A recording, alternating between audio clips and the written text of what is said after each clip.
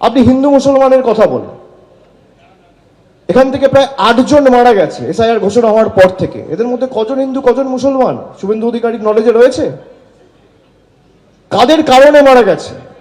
যারা এসআইআর করে গলা ফাটিয়েছিল, আজকে এই 8 জন মানুষের মৃত্যুর দায় কার?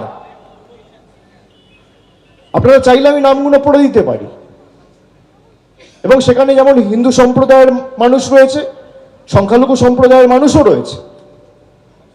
কিন্তু আমরা তো জাতি ধর্ম থেকে মানুষকে মৃত্যুর মুখে ঠেলে দিই না। যারা হিন্দুদের রক্ষাকর্তা হিসেবে নিজেদেরকে দাবি করে, এই 8 জনের মধ্যে 6 জন হিন্দু যারা মারা গেছে, তাদের বাড়িতে কি একবার বিজেপির কোনো প্রতিনিধি গেছে? বিরোধী দলনেতা কারো পাঠিয়েছে?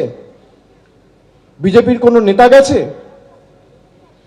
সুতরাং সেবাশ্রয় দেখে যারা বিচলিত, যারা ভীত, যারা সন্ত্রস্ত, যাদের মনে কাঁপুনি শুরু হয়ে গেছে, সেবাশ্রয় চলবে। এবং আগামী দিন মানুষ যদি চায়, মানুষ যদি সুযোগ দেয় তৃণমূল কংগ্রেসকে কাজ করার, সেবাশ্রয় প্রতি বছর নন্দীগ্রামে হবে। কারোর বুকের পাটা থাকলে আটকে রাখাবে যে আজকের মধ্যে 1000 ফর্ম ডিজিটাইজ করতে হবে, আজকের মধ্যে এতগুলো ফর্ম কমপ্লিট করতে হবে। কি করে করবে? তারা তো মানুষ।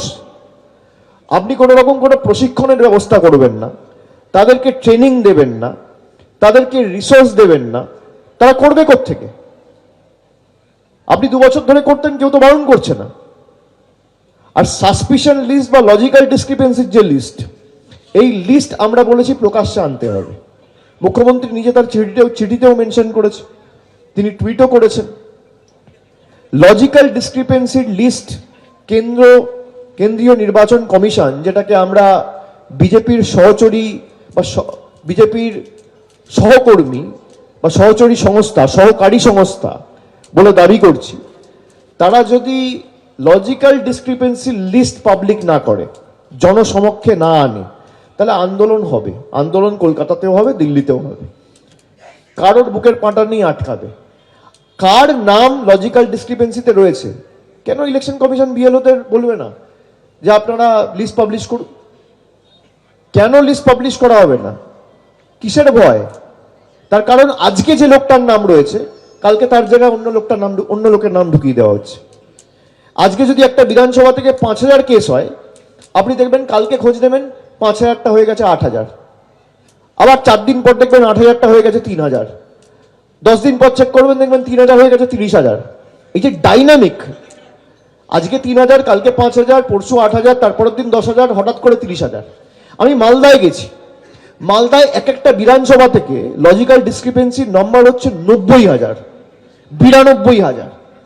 একটা বিধানসভায় 2 লক্ষ ভোটার থাকে না, আপনি সেখানে 90000 বলছেন লজিক্যাল ডিসক্রিপেন্সি। মানে মানুষকে কিভাবে হয়রান করার পরিকল্পনা বা চক্রান্ত।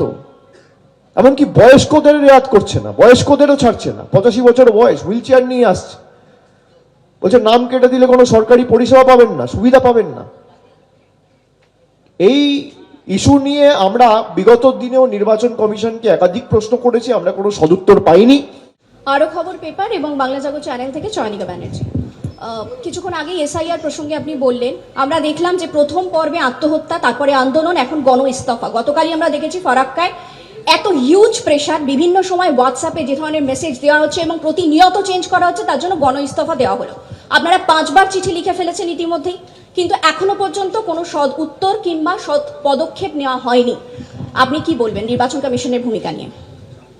না, আপনারা এটা দেখেছেন, এমনকি মুখ্যমন্ত্রী নিজে 4 বার চিঠি লিখেছে, তার কোনো সদুত্তর পাইনি। আমরা ডিসেম্বর মাসের 31 তারিখ দিল্লিতে গিয়ে ইলেকশন কমিশনের ফুল বেঞ্চের সাথে বৈঠক করেছি। সেখানে বেসিক যে আমাদের প্রশ্নগুলো ছিল, কোনো প্রশ্নের সদুত্তর আমরা পাইনি, একটা প্রশ্নে তো। এবং এই যে লজিক্যাল ডিসক্রিপেন্সির নামে যাকে যখন ইচ্ছা ডেকে পাঠানো, নোটিশ দেওয়া, এটা একমাত্র বাংলায় হচ্ছে। ভারতবর্ষে যেখানে যেখানে এসআইআর হচ্ছে, আমি আপনাদের অনুরোধ করব যে আপনার সাংবাদিকদের এটা কর্তব্য মানুষকে অবগত করা।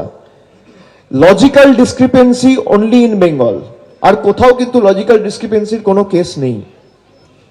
এই যে সাসপিশন লিস্ট তৈরি করা এবং মানুষকে যখন ইচ্ছা হয়রানি করার জন্য একটা নোটিশ পাঠিয়ে দিলাম, তার নামের একটা বানান ভুল রয়েছে তো আপনার জন্য। আপনার কাছে হয় 2002 এর লিস্ট নেই, নইলে ডিজিটাইজ লিস্ট আপনার কাছে নেই, নইলে বিএলওদের আপনার ট্রেনিং দেননি। অপরিকল্পিতভাবে মানুষকে হয়রান করার জন্য এসআইআর ঘোষণা হয়েছে, এটাই তো আমরা প্রথম দিন থেকে বলে আসছি।